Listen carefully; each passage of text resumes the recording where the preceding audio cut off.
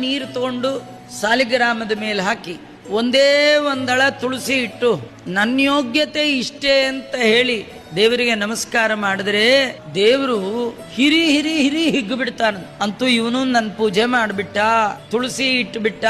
ಏಕೇನ ತುಳಸಿ ದಲೇನ, ಒಂದಳ ತುಳಸಿ ಮೇಲೆ ತುಳಸಿನ ತೆಗೆದು ನನ್ನ ಮೇಲೆ ಇಟ್ರೆ ಇಡೀ ಜೀವನ ಅವ್ರದ್ದು ನೋಡ್ಕೊಳ್ಳೋ ಹೊಣೆಗಾರಿಕೆ ನಂದು ಅಂತ.